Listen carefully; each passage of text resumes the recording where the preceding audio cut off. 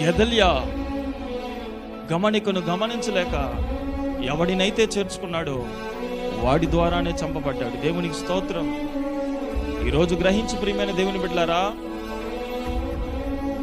ఏదైతే నీకు శాపకరమని దైవజనుడు బోధించాడో, ఏదైతే నీకు శాపకరమని దేవుడు నిన్ను హెచ్చరించాడో, అది నీ కుటుంబంలో నుంచి బయటికి వెళ్ళకపోతే అదే నీకు మరణముగా మారుతుంది. దేవునికి స్తోత్రం.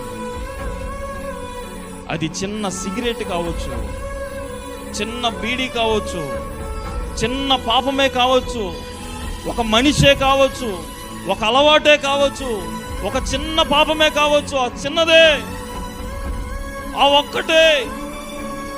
నువ్వు అన్నిటిలో మంచివాడివే, అన్ని కార్యాలు మంచిగా చేసేవాడివే, అందరినీ బాగా చూస్తావు, అందరినీ పోషిస్తావు, కుటుంబంలో ఏ కొదవ లేదు. కానీ ఆ ఒక్కటి మానుకోలేకపోతున్నావు. ఆ ఒక్కటేంటో నీకు బాగా తెలుసు. ఆ ఒక్క మనిషితో మాట్లాడలేకుండా ఉండలేకపోతున్నావు. ఆ ఒక్క మనిషి ఎవరో నీకు బాగా తెలుసు. ఆ ఒక్క ప్రాంతాన్ని చూడలేకుండా ఉండలేకపోతున్నావు. ఆ ప్రాంతం ఏదో నీకు బాగా తెలుసు. ఆ ప్రదేశాల వైపు నీ కాలు మోపకుండా నిలబడలేకపోతున్నావు. ఆ ప్రదేశం ఏదో నీకు బాగా తెలుసు.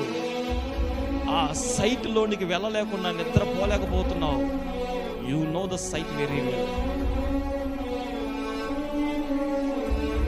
దేవుడు ఎన్నిసార్లు హెచ్చరించినా,